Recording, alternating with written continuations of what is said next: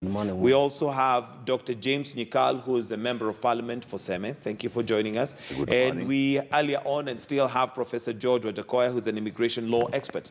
Thank you for joining us, gentlemen. For political point, let's start with that witch hunt. And I'll start with you, Senator Cherargei. You are on record, and I'd like you to let us know whether this newspaper today has quoted you correctly as saying that there are some Jubilee lawmakers, and has quoted you, dismissing the presidential directive for lifestyle audits of the public servants, describing it as a political witch hunt targeting individuals from one community. Is that correct as per that It might indication? not be quote unquote, but the spirit of that statement is correct in the sense that we have always insisted that the fight of corruption in this country should be done in good faith. But how it is being done is of pure witch hunt and malice. And I can use a case point. The EACC appeared before my committee 2 weeks ago, and they said they had forwarded 48 files to DPP. The DPP appeared before my committee last week on Wednesday and said out of 57 files that he was given by EACC, one could only stand prosecution. And that is a clear indication that this fight against corruption is through political pressure. And we have insisted and said, if, in fact, EACC admitted itself on the lifestyle audit that they don't have legislative and policy framework to do lifestyle audit. So why would we do lifestyle audit, yet we know Kenyans are litigious? Somebody will rush to court and ensure that the efforts of the president in fighting corruption or presidency in fighting corruption cannot succeed. So it is a pure witch hunt. It is just done for public gallery, and it is done with a lot of malice. So you don't with the think intention of anything? It will, of course, we are aware, you know, on the issue, some of these issues are direct. I heard Professor Wadakoya saying some of these people are known. It is in the public domain. So the big question is, if the 57 files that the DPP has so many gaps that he cannot do a prosecution, then we are headed nowhere, because you cannot convict somebody by the fact of public moral court or public opinion. There is no conviction of such, but it is through the court of law.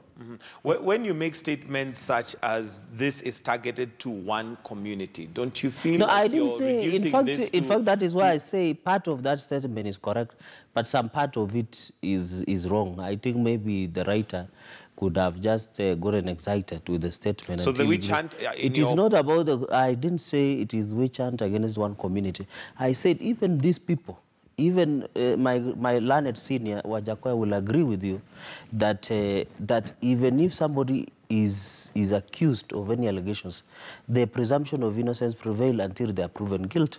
Some of us, for example, let me use the NYS case. Some of the lawyers deferred when the bail and bond was denied, because it is a basic human right. Because this president was set in 2020 when Judge Muhammad Ibrahim, in a murder case in Mombasa, gave a bail to the murder suspects. And these are, in as much as we want to fight corruption, we should be careful so that we don't run into technicalities that will negate the fight against corruption. Because if you violate some of these basic human rights of some of these suspects, the prosecution of corruption allegations will become void ab initio. But we have already insisted that if this fight against corruption will be done in good faith, will be done with a lot of informed policy framework and a multi-agency approach, it will succeed. Okay. But if we do pronouncements at the expense of informal government within a formal government, then we are bound to fail. All right, Dr. Nyikal, your thoughts on those sentiments that the war on corruption currently, as it is a witch hunt? I feel very sad that we are politicizing the war on corruption. I think the war on corruption is something that we should be given a free hand and as much support as possible. Because I know people are being brought in on suspicion and say maybe what the DPP has may not have enough information. That means the EACC has not done a good job. I would rather we then say EACC is not doing a good job. It should have its facts right before this matter is taken to DPP. But if we go further and state that there's an ulterior motive for which it was done, I think we then are just getting the place very murky. I feel extremely sad because what the corruption is doing in this country, I think some of us may not actually appreciate what it means for people. People die. I've been in a ward and the child is dying for a drug that is worth 100 shillings. And you then go and find that there's a problem through the procurement process. This is not an innocent child. The mother is crying. People go hungry.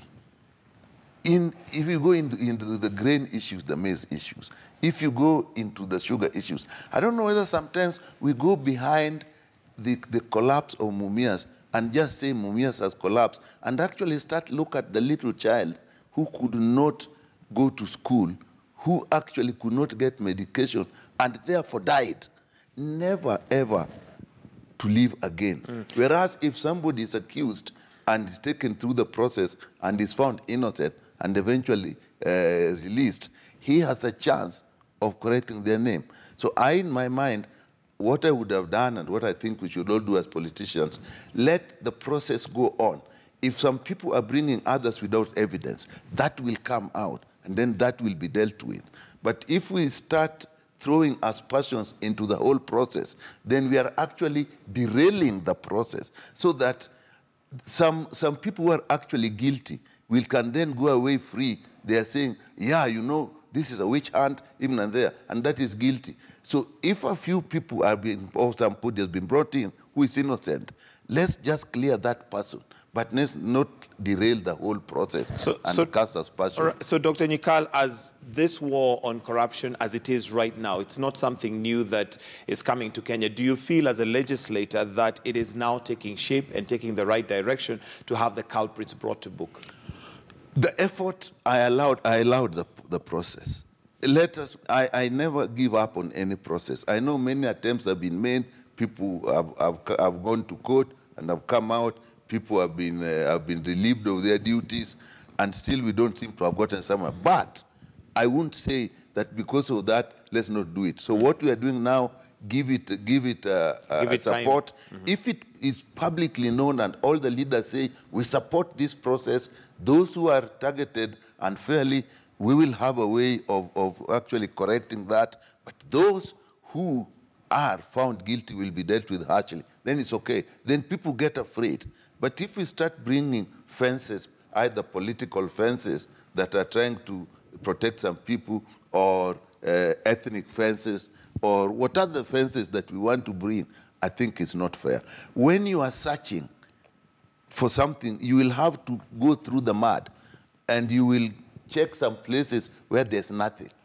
You don't stop. You must do that so that you will find places where there is something. Okay. So if you're saying, don't touch where nothing is, you don't even know at that time what is where. Okay. So you have to touch everywhere. Professor Wajakoya, you had questions that you had earlier said that if the Senator, Cherargei, is here, you'd want to ask him. Maybe you can pose those questions to him regarding this particular topic. This is not personal to the Senator. He's a colleague and he's a lawyer. But I'm just very concerned with the alarming statement coming from a legal person.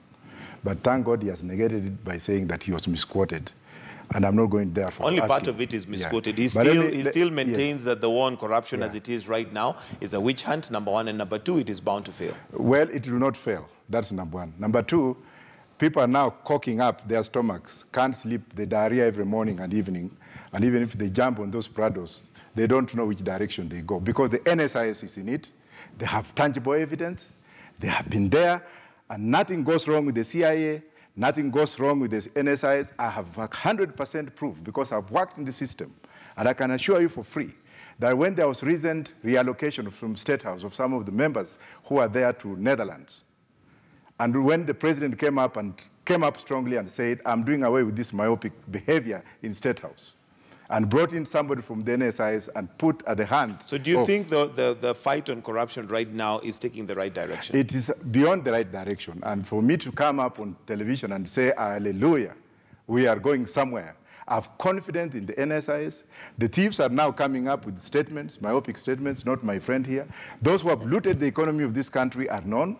They are driving helicopters, buying them left, right, and center, worth billions. They are building houses worth billions, and their salary can be interrogated, and we can know how much they earn. Let Kenyans, like the Kenyans in Kiambu and Coast and what have you, welcome them to bring back this money that has been looted. And I will go on record very clearly that time has come, and I've written to Congress I've written to Congressional Committee on Terrorism. I'm posting another letter to the EU Committee on Terrorism. I'm also approaching the UK Committee, Parliamentary Committee on Terrorism, to say that terrorists have now come up with a new method, new agenda. Instead of bombing, they are now chemicalizing, and Dr. Nikal is here, they're putting chemicals in food to come and kill the entire population, and some politicians are taking advantage of that, taking advantage without even issuing press statements on their office so that they can use this money for 2022 elections. Let me go on record as Professor Wajakoya and as a Kenyan and as a taxpayer that revolution is coming. We don't know when. And I would like to tell Uhuru Kenyatta to be tough, Akai Ngangari, with this war on corruption. I am supporting him 150. I'm also telling Kinoti to be careful with what he eats from today. And I'm also telling the DPP to be careful with what he eats. We are in this front fight. All right. Let me come back to you, Senator. And what is your issue with the lifestyle audit? Because one of the things you've said is that the lifestyle audit, it's basically a waste of time, so to speak. No, you know, the people who are better placed to say they have supported the president is the people who realized in 2013 that he could become the president of this country. So there is no more better supporter than somebody who voted and campaigned for the president. And we believe in the presidency agenda. We have every Kenyan, myself as a leader, and everybody else agrees with my colleagues here that the fight of corruption must be won by all means. But we are saying let us be careful, let us be strategic, let us make sure that as we fight corruption, we are focusing on the right issues. Because in my local community, they say, if you are chasing a gazelle and the squirrels appear, lest you not lose focus by starting chasing the squirrels instead of maintaining your focus of the gazelle. So the issue is we are the ones who have supported this approach, but we are saying, for example, even if, let me use lifestyle audit, we have to agree under Leadership and Integrity Act. There are some of the gray areas that lifestyle audit, you cannot just stop you today and do a lifestyle audit. You must follow the legal process. There should be a way of doing it. You cannot just, Kenya is a country of rules. And in fact, my colleagues from NASA and Professor Wajakoya, is that the document that the President and the Right Honorable former Prime Minister Raila Odinga signed, one of them was based on the issues of corruption, the issues of devolution, the issues of electoral justice, the issues of prosperity, national ethos, and everything else. So we have to agree that in as much as the handshake had come into place, but the script, if you realize what Raila Odinga said yesterday in ODM retreat, and I'm surprised Professor Dr. Nikal is here with us, I thought he's in Mombasa, he said that worry not for the people who campaign because the fruits of corruption will stop them. So does it mean that it is being done for political witch? And if you are going to a political arena and saying the fight against corruption will bear fruits, worry not about people who campaign for 2022. It underscores the fact that there is a political witch hunt. It underscores the fact that it is malicious. It is aimed at settling political scores. What exactly but as is Jubilee, malicious? we have assured, as I finish before you come in, as Jubilee, we have assured the President that if there is any legislative proposals, any policy frameworks, and anything that he needs the support of legislation, we will give him 100%. But we don't want any process to fail midway. We want this process to be done with, and mind you, this corruption we are fighting is 50 years old. It is not a 5-year, it is not a 10-year. It would have to start somewhere. That is why I'm saying we must also be careful so that we don't, it doesn't backfire on some of these things that when we are fighting corruption. Mm-hmm. Yeah. Now, Cherargei, before I come to Dr. Nikal, why do we always have to drag politics or a political undertone to it? Because corruption is theft. Let's just call a spade and not a big spoon. Corruption is purely theft. How has politics come into this? If person X is found guilty of having gone against the Procurement Act and bought things in a way that, in a manner that is not likely, how is that political? That is just theft. No, you know, when the EACC came to Senate the other week, they gave us a report between 2013 2018 of convictions, but most of it was petty corruption. So it means we have been fighting corruption, but now we need to scale it up. The issue is no one supports corruption, even myself, because as my colleague Dr. Nyekala has said, it is corruption that will cause us not to have good roads. It is corruption that will cause us not to have drugs, not to have good services in public institutions, which are supposed to be the best, but is the opposite. But we are not politicizing. We are just being cautionary that let us be careful as we fight corruption in this country. It is as simple as that. All right. And therefore, and the problem is, finally, is that when you are doing something with one person in mind, it will flop. Dr. Nyekala. You know, lifestyle audit is an important principle because it is actually lifestyle that in a way fuels corruption and actually makes it a social norm. If corruption becomes a social norm, like I think it has happened, that has to, you have to look at it at the social level, the norm of the people. And if we tackle at the lifestyle level, then we'll tell people, no, if you live like this, you live like this, and we do not know where you have got it, that is unacceptable. We'll check out where you got it. Like they used to say in Tanzania, I don't know whether they say it still, ndugu ulipatapataje. People know you, this is how you work, and you're living above that. That is something I think we should go on. The principle should not be killed because we are not sure of the process. As legislators, if the principle is good, our job is to then bring in the processes and strengthen it, and not to belittle or make the whole process look unacceptable and vilify it. We must just make it work. This is a good principle. We need processes in place. It is something we support. Let people start being afraid. Let people stop flaunting what they have not got, flaunting what they have not got through the correct process. Because we have children, and if they see, like I remember one time my children, before I could afford a color TV, they were sitting outside my house and watching through a reflection on the floor above us, because they was watching color TV. Then they asked me, Dad, why don't you have a color TV? Now, it is at that point that it starts. That is why lifestyle is important. It's not that you are using it only to catch people, but you are also using to set the society norms on behavior and acquisition and hard work. So that if kids see a guy who is lazing around, living very well, the kids say, there's no need to work hard, there's no need to go to school. So it has a bigger aspect, and what we should do as legislators, support it, move in. We can't wait for the president to do everything. We should then move in and bring the processes that we think will make it be useful. All right, to us. Cherargei, you wanted to answer that. And as you answer that also, remember you're a legislator, and when the president comes out and says, this is the direction we want to take, when his own lawmakers, so to speak, are the ones who are casting aspersions on what he has already said, what support then does he expect? No, I want to say the president has 100%, the presidency has 100% support. One, and that is why we have been engaging these multi-agencies that fight corruption. We want to understand what is their biggest challenge. And in fact, one of them was on the issue of Bribery Act that was passed in 2016. The EACC said they have a problem, and we are working on it to ensure the amendments are proposed. We have also made a DPP to realize the challenges that they are facing.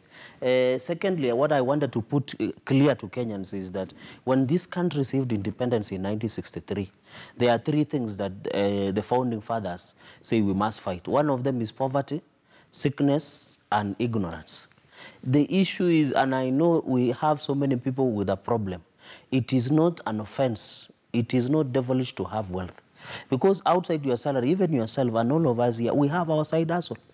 Even myself, apart from the salary I earn, I have my small kiosk that I at least do some small hustle, side hustle. So you cannot peg your wealth on salary. And even Dr. Nyekala, even if he's still, even if he was, I might suspect because the law allows him, he might be still doing private practice. Does it mean that it is an offense if he makes wealth outside his salary? It is not an offense. And the question on lifestyle audit is not whether you have a business or not a business. The question is, can you explain how how this wealth has come to be. Because like you've rightly put it, if you have a kiosk, apart from your senator's package that you get, then it's very easy to explain and say, through this kiosk, I've made this amount of money, and this is how it is. And that's what the lifestyle audit is. But as we look at that, have you first of all declared your wealth, Senator? Yeah, we declare when we were being sworn. I've declared. And you're okay with the lifestyle audit? The issue is, let us prepare. I agree. Of course, we should look at the principle, what Dr. Jinkala said. But what I'm saying is that let us look at the process so that at the end of the day, we should have a standardized way of doing so. Say that even we should go to the website and say, maybe Senator Cherargei, when you click, you can tell his wealth, how poor he is or how wealthy he is. That is the principle behind it. But what we are saying, let us ensure there is a proper process of doing that. Let us not just rush through for the purposes of political expedience. Let me bring another point. Yes, sir. You know, what we should do is say, lifestyle audit is good, and we are supporting it, and we are going to put in place processes. People who live beyond their means, be warned. That is the message that should go to the country. The other thing of doing side, you know, let's not use things that are not words that are not acceptable and start to normalize them. This concept of side hustle, for us, we must look at it in a bigger context of the Ndegwa Commission that allowed civil servants to do practice and even do business with government. This is the hustle. No, I'm not. What I'm saying is this: it is not doing business with government as a civil servant. This country and the continent also has a problem of lack of focus, where people who are doing a certain thing have to look for another means of livelihood or another means of income so that they satisfy another expectation of lifestyle, so that people don't have focus. If you are a legislator and you really have to hustle, so that a legislator, it needs so much time to read those documents. So I'm even against the concept that people have to hustle to live a decent life. Because what it does, they cannot therefore focus on their area. And that is why even the people with a lot of talent, their talent cannot be achieved. What brings success in any society, in human society, is people who focus on what they are doing, and that's what they are doing. And so the income they have should really be enough to focus them on that. But if you accept that you can hustle, I know, because I tried it when I was a lecturer to do part-time private practice, I had to take leave of absence. It was so shameful, I'm not shameful, but unacceptable to me when you are doing a lecture, and those days we had beepers, which even said you are expected at Aga Khan Hospital. Now, how do you walk out of the lecture room and the kids, the students have heard that where you are living is because the people, as indicated, you are required in Aga Khan Hospital. Even if you're a legislator, and there is a very important discussion going on, like in Parliament, I think in the Senate it's the same. When we go to the third reading, you find very few people. And that is actually when the law is made. And I think a lot of them are going to look, a lot of us are going to look at some other means of livelihood. The hustle, as they call it. So, lifestyle has a much bigger concept. It tells us, are you living within your means? But we should look at it broadly, that these other things called side hustles, I think the word hustling should take the meaning it has, that it is actually not noble. All right, Professor, bringing you in. As Senator was talking, let me just give Wajakoya a chance. I'll come back to you. As Senator was speaking, I could see you nodding your head in disagreement in regards to what he had to say. Maybe you can weigh in on that. I'll start by removing my watch. This watch is $1 million, 1.2 million. Now, ask me how I got that watch. I bought that watch because I was practicing law in the UK and I had saved. And because I could afford it, I can actually account for how I got that watch. It's 1.2 million. It's my lifestyle. Number two, you cannot go and raise the body of Mzee Jomo Kenyatta from his grave where he's entombed and say that you should have a lifestyle audit of that Mzee. That's bad manners. And number three, why would we have law to ask somebody how he got what he wants today. Let us not come up, and I'm not attacking my friend, but let us not have this element of mediocrity. Because some people have stolen, and we know who they are. Let's not cover them. Let them come out. Let me ask this question. How comes that for the last 8 years, or for the last 6 years, somebody has been a member of parliament, or somebody is a vice president like Mheshimiwa Ruto? All of a sudden, you are building a 2 billion home in Sugoi, or somewhere in Eldoret, and then you buy a chopper worth 3 billion. Where did you get that money? Do you need law to go to castigate you? Now, from a legal perspective, as a lawyer, how do we enforce? Because I want to follow up on what Dr. Nyikal said, that as if you're in agreement with a lifestyle audit, it needs to have a legal framework. And that's what Senator is saying, that without a legal framework, then fine, it is a good political statement to say that let's do a lifestyle audit. But how do you follow it up with a legal framework so that if indeed I find Senator is living beyond his means and cannot explain through the kiosk how he got his money, then you can actually have him brought to book? Legally, how does that happen? Do we have a constitution in this country? Yes, we do. Does it have an article that covers corruption? Or so are you saying that through don't you have an article that covers integrity? Must you wait for a fourth tier? Must you wait for law to be formed into the fourth tier through the Legislative Assembly? Yet it's very clear in Chapter 6 of the Constitution, which comes on integrity of leadership. Don't you have the preamble? Can I take you to court to account as a taxpayer? So what do you say then is the problem that is causing these people not to be brought? Yeah, because the president has come out plain, he's been given intelligence reports about these thieves, and now they are finding out a way of trying to circumvent what the president is doing. So there are loopholes in the legal There is nothing like a loophole. They all go to court. Whichever, let's wait and see under what acts they will be charged with. But let me tell you this. Where there's a gap in law, the courts can fill in the gap. So there will be no excuse this time. Let people carry their own cross. All right. So you're confident that the war on corruption has finally begun on the right footing? Yes, and I'm confident with Kinoti. I'm confident with the DPP and with the intelligence. Okay. And I guess we'll leave it at that on that particular subject, because you say you're confident.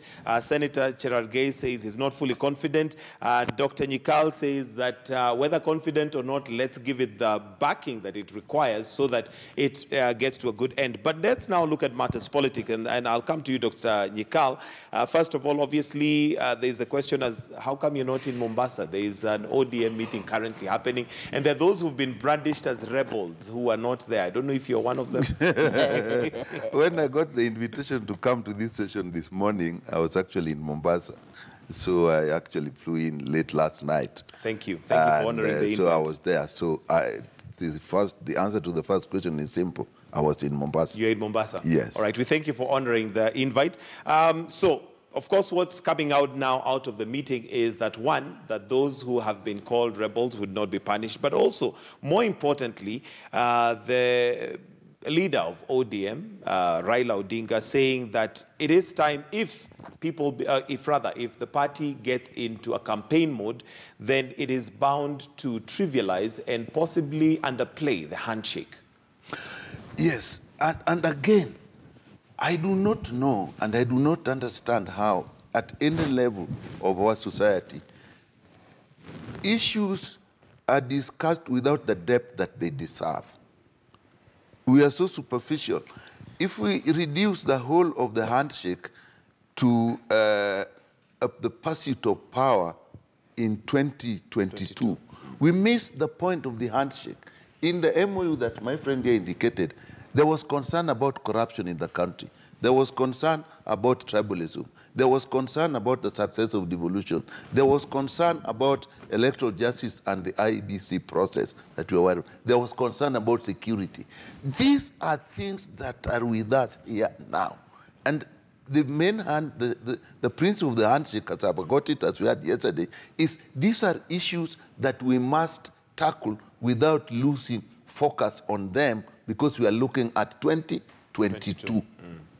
That is the principle of the handshake.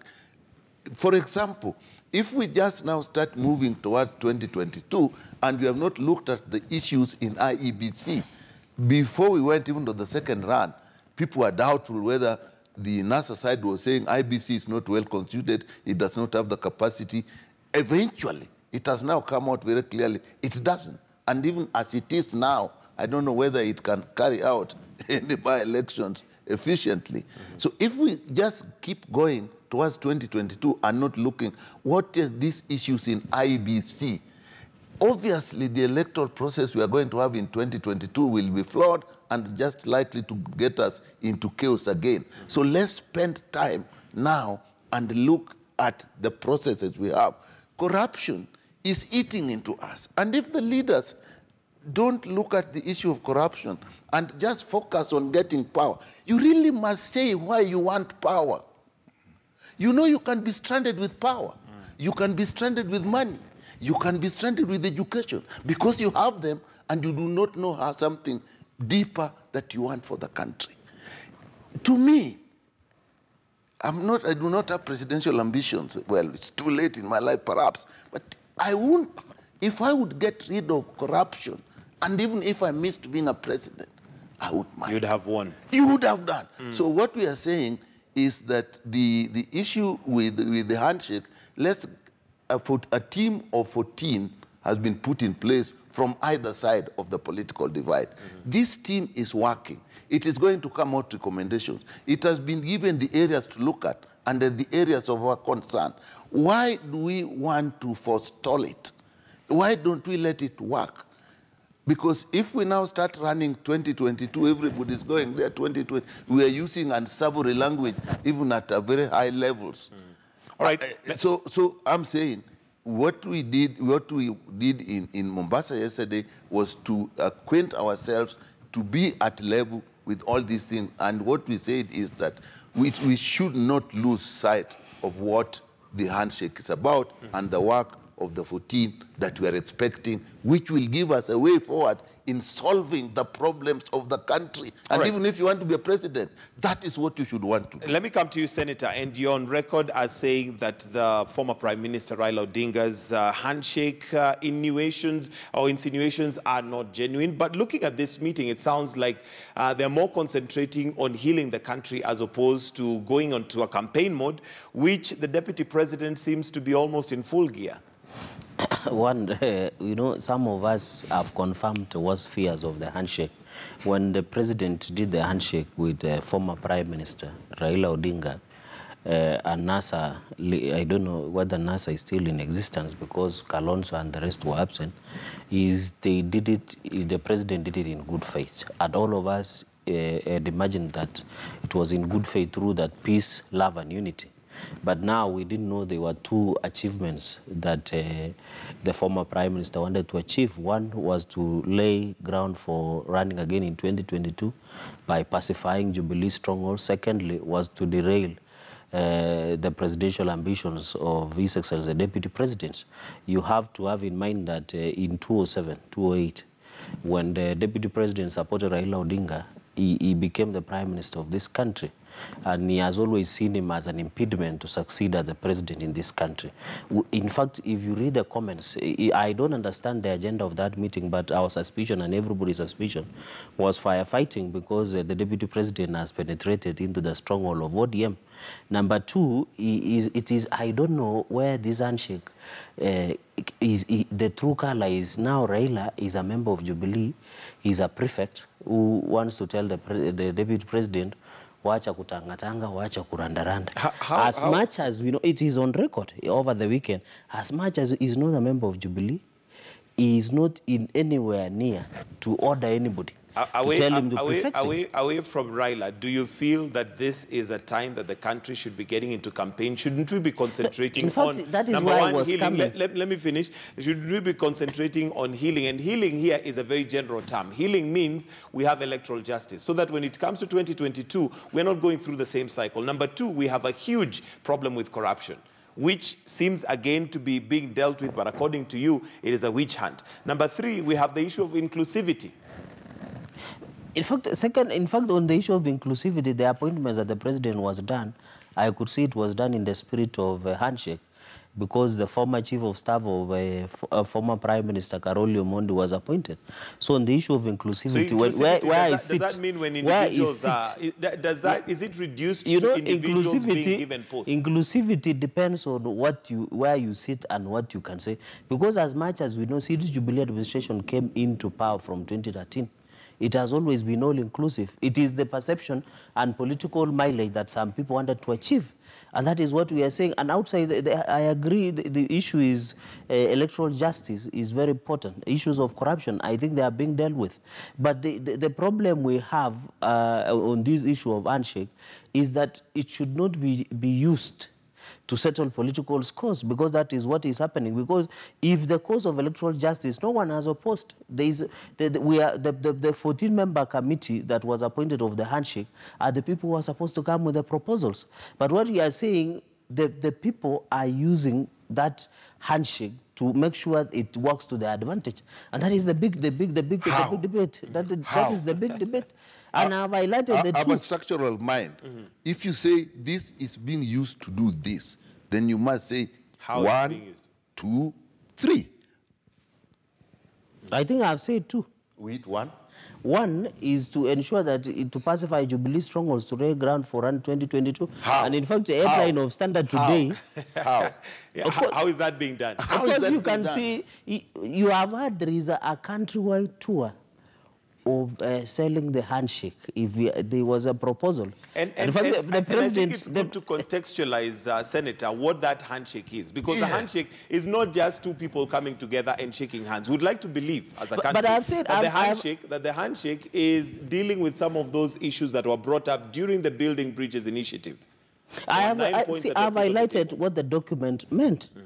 When they signed on the steps of Arambe House with the President, His Excellency the President, I have said, and in fact we have agreed, but the real meaning of handshake has just come out. Which is? That I have highlighted 2. 1 is to ensure that they lay ground of running 2022 by pacifying Jubilee stronghold. Okay. Number 2 is to derail. Let me bring another point. I think these discussions we have, in my view, must take another totally different. We are running the country and in the world. And the world is physical. Things have to have a physical basis. It can't just be rhetoric. So if you say we are pacifying, then you say today they went to this and said this, which is not in line with fighting corruption, but is in line with making sure that so and so is not elected or loses power. Then we understand you. Maybe it is my physical mind as a doctor. But what we are having in the country, and I'm worried, very educated people use words that cannot be translated into something tangible that you can actually go, this is affecting this child who is going to school. This is affecting this person who is going to campaign as an ODM or a Jubilee member of the county assembly. Unless we do that, and I think people like you who do this discussion, we must bring that. To all due respect with what Dr. Nyigali is saying, is that the big 4 of the president is on course. In fact, allocation of budget was just allocated. So the issue of service delivery is on point. Number 2, you asked a very important question, which I didn't have an opportunity of answering because intervention by Dr. Nyikal. The issue is, are we campaigning? No one is campaigning. The deputy president, as the principal assistant, is launching the government projects where the president is not available. And if you have seen, and as a committed Christian, all of us, I believe all of us, I don't know Professor Wajakoya, if he's a Christian, all of us attend church service. By the fact, even at least you because don't doubt he will tell us 1.2 million watch. All right. He has so let me finish. By the fact that Dr. Nyikali is a public figure, the fact that media will attend these functions, it is his way of doing things, and therefore there is no one who is campaigning, and the deputy president himself has never campaigned about 2022. All right. He has been launching projects along with his roots, and even the people supporting Raila Odinga have been also, even my learned senior and our leader of majority in the Senate has said the sure bet for 2022 is Raila Odinga. All So right. it is lieutenants. Okay. Let me say about how campaigning, because I like to make things clear. This is how... Dr. let me allow Professor. He's been quiet for a while, and I want to hear what his thoughts are. Professor, do you think that the Deputy President is on full-scale campaign mode, or is he merely, following the Jubilee agenda of making sure that the 4 pillars are realized by the time their term is over? Ruto is campaigning. He's dishing out money which is beyond his lifestyle. He should also be telling people, like he gave... When you say that, can you qualify that? Because yes, when you I say can he's dishing qualify out that, money... because recently he gave 23 million wherever, in Afino, in Baringo, he went then and said, we shall give this million and this. And I don't want to quantify that because every Kenyan knows. Ruto is campaigning, Raila Odinga is campaigning. That's true for sure. Number 3, what my honorable member of parliament, and I'm not targeting Ruto, I'm targeting corruption and Rift Valley MPs who are aligned to URP, now Jubilee. What they are not telling us here, and what they are hiding with very nice, intelligible, semantic and romantic words, is why aren't you telling us about the maize scandal? Why aren't you telling us about the outbursts of people like Murkomen? Why aren't you telling us something about yourself coming up defending Ruto when you know very well that the ball is in your court? The names that are mentioned in the maize scandal are Chirichir, Kipchirichir, Kapu, like that. Why are you trying to clothe this with good words? We don't really care about what laws are. What we know is that Kenya is being stolen left, right, and center. What we know is that there is counter-terrorism, or a new breed of terrorism that is being used by politicians, especially and particularly from Rift Valley, and I can accost to that. And what the fear is right now is that this is dangerous line of thought from my learned senior. You've mentioned the people from Rift Valley. Yeah, is it an offense to come from Rift Valley? What I would not want us to do is just throw a profile. That is profiling. I'm not going to talk about Gideon Moi because he has not been involved. I'm going to talk about the sitting members of parliament minus Alfred Keter, who is now in limbo. What have they done? What they have done is very simple. When there was grand theft of 7 billion from Kenyatta National Hospital, and the person at the helm was a lady from Rift Valley who was related to somebody somewhere. When that woman or lady misappropriated 7 billion shillings, the Rift Valley MPs came up and said, it's a witch hunt, that lady must be returned. And none of them mentioned about that money.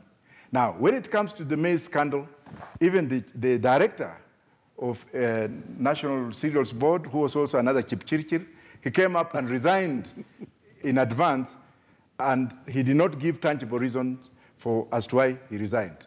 When it comes to Kenya Pipeline, when it comes to oil, that portfolio is under a minister by the name of Keter, who has not even issued a single statement. And that's justification for my statement. All right. I think now, let me correct. Allow me the right of reply now, because we cannot allow people with a lot of, which we respect, like, and also he's a party leader, Professor Wajakoya, profiling people from Rift Valley. I didn't know it is an offense. And number 2, is it the money that was lost in NYS, he's saying 9 billion. And if you have seen, it has confirmed our fears that the fight of corruption is profiling some particular individuals, because he has insisted in linking some of the people who are in government to the deputy president. I didn't know being coming from Rift Valley is an offense in this country. And therefore, I think, with all due respect, the fight of corruption you can see is about profiling some of the individuals, because they have realized that the only way to ensure that we derail some of these issues in government is by profiling some certain, so that they can put lockerheads between the president and the deputy president. And that is what Wajakoya is trying to assist. Okay, and I want to correct. The CEO of Kenyatta National Hospital has never come back to work because the investigations are ongoing. But so the MPs from Rift Valley came up and issued a statement, right? No, but we know that is what we are saying. Am I speaking? Under I'm not under Article 10 of the Constitution. One of the national values and principles of good governance is rule of law. We will not allow you to mobilize somebody simply because you have the power to. Okay, I'm going to give Dr. Nyikal the privilege of winding this up with your closing comments. Because of time, I'll not be able to give all of you, but Dr. Nyikal, kindly just wrap it up for us. Corruption, together with ethnicity, are the biggest enemies of this country.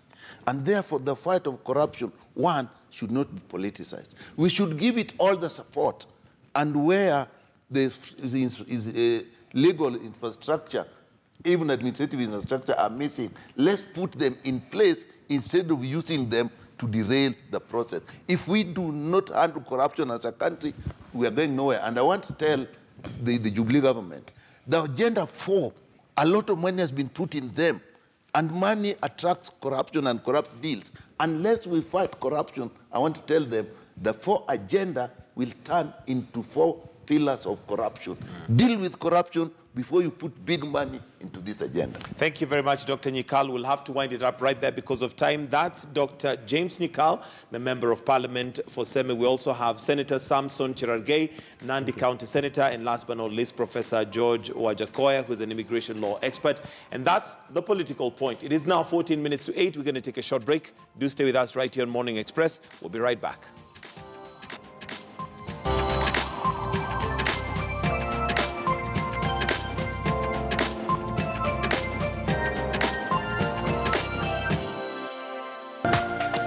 This is KTN News.